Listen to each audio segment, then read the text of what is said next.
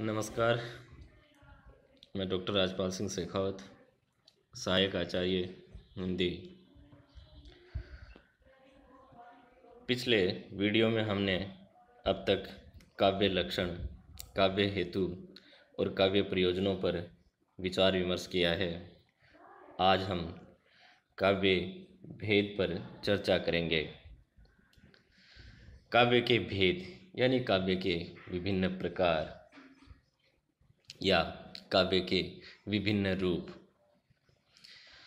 काव्य मोटे तौर पर दो भागों में या दो भेदों में बांटा जाता है, दृश्य काव्य और श्रव्य काव्य। दरअसल काव्य की जो परंपरा है या भारतीय साहित्य की जो परंपरा है वो लगभग 3,500 वर्षों की परंपरा है, जिसमें संस्कृत और संस्कृत से निकली हुई हिंदी सहित अन्य सभी भाषाओं के साहित्य को भी शामिल किया जाता है। इसीलिए जब हम भारतीय काव्य शास्त्र की बात करते हैं तब उसकी शुरुआत संस्कृत काव्य शास्त्र से होती है।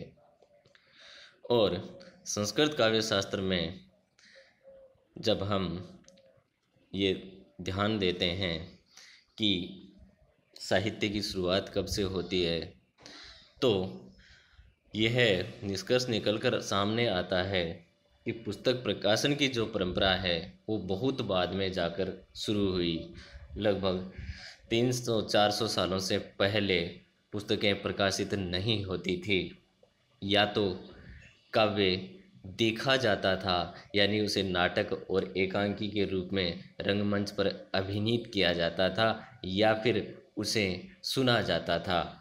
और इसीलिए काव्य शास्त्र में जो है वो काव्य को दो भागों में या दो भेदों में बांट दिया गया है, दृश्य काव्य और श्रव्य काव्य। जैसा कि आप जानते हैं, संस्कृत में काव्य मुख्य रूप से नाटक के रूप में लिखा जाता था या नाटक काव्य रूप में लिखे जाते थे, इसलिए उसे रंगमंच पर अभिनीत किया जाता था और दर्शक उसका आनंद देख कर लिया करते थे। इसलिए दृश्य काव्य को देखकर आनंद लिया जाता है और नेत्र और कान, आँखों और कानों दोनों इंद्रियों से उसका रसास्वादन किया जाता है। और दृश्य काव्य के अंतर्गत मुख्य रूप से नाटक और एकांकी आते हैं। उसके पश्चात श्रव्य काव्य। श्रव्य काव्य का वाचन किया जाता था और श्रोता उसे सुनकर आनंद लिया करते थे। श्रव्य काव्य के अंतर्गत मुख्य रूप से प्रबंध काव्य और मुक्तक काव्य आते हैं। इस तरह श्रव्य काव्य के दो भेद हुए, प्रबंध काव्य और मुक्तक काव्य। प्रबंध काव्य में एक बंधी हुई कथा चलती है, एक कहानी, पूरी कहानी, मुकम्मल कहानी उसके अंदर होती है और उसके प्रत्येक छंद में एक क्रमबद्धता होती है, यानी वो प्रत्येक छंद आपस में संबंधित होते हैं। पहले का छंद बाद में और बाद का छंद पहले नहीं आ सकता। जबकि मुक्तक काव्य में प्रत्येक छंद स्वतंत्र होता है और प्रत्येक छंद का जो है अलग अलग भाव होता है, उसको आगे पीछे रखने का कोई असर नहीं पड़ता। प्रबंध काव्य के दो भेद हैं, महाकाव्य और खंड काव्य। महाकाव्य में जीवन की व्यापकता होती है, यानी सारी घटनाएं, पात्र आदि का बहुत विस्तार होता है, जबकि उसके बनिस्बत खंड काव्य बहुत छोटा होता है और उसमें जीवन की किसी एक घटना या किसी एक पक्ष का संक्षिप्त चित्रण किया जाता है। प्रबंध काव्य श्रव्य काव्य का प्रमुख भेद है। प्रबंध का अर्थ है बंधा हुआ। इस तरह एक दूसरे छंद से बंधी हुई कथा वस्तु प्रबंध काव्य है, यानी उसका पारस्परिक बंध होता है और वह इसी कारण प्रबंध काव्य के नाम से जाना जाता है।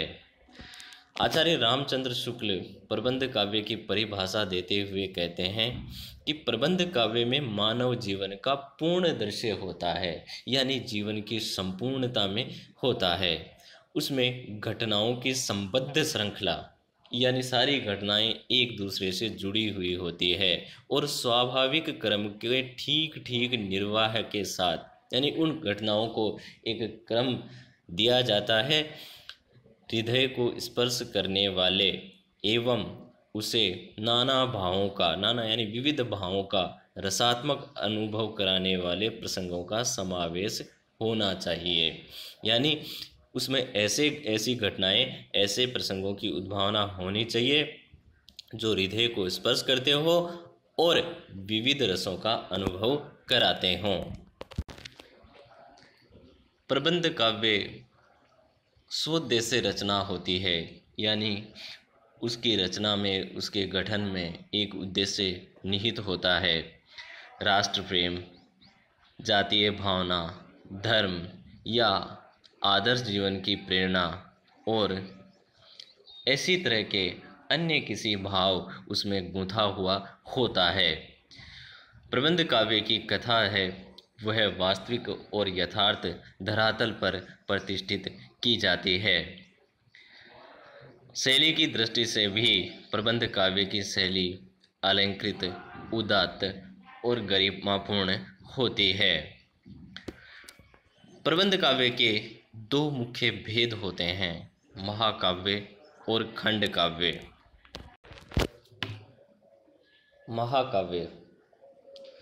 महाकाव्य आकारिक दृष्टि से विशाल होता है और सबसे महत्वपूर्ण चीज़ इसमें जीवन की व्यापकता होती है।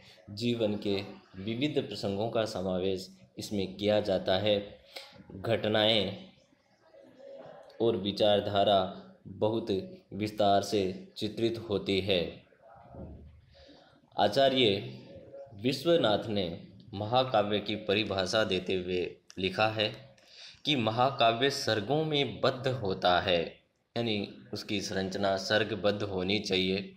उसमें कोई देवता या अच्छे वंश का क्षत्रिय नायक होता है, यानी नायक जो है वो अच्छे गुणों वाला होना चाहिए। श्रृंगार, वीर और शांत में से कोई एक रस अंगी होता है, यानी इन तीनों में से कोई एक रस जो है उसमें मुख्य रूप से चित्रित होता है और अन्य रस इसके अंग होते हैं।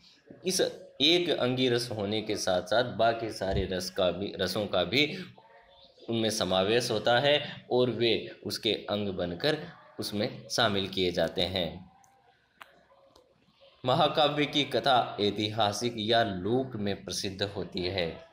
कथानक या तो उसका इतिहास से लिया जाता है या फिर लोक में कोई प्रसिद्ध कथा को ले लिया जाता है। धर्म, अर्थ, काम, मोक्ष में से कोई उसका फल होता है, यानी चतुर्वर्ग पुरुषार्थ चातुष्टय की प्राप्ति भी उसका एक उद्देश्य होती है। आचार्य विश्वनाथ की परिभाषा के आधार पर हम महाकाव्य के कुछ लक्षण निर्धारित कर सकते हैं।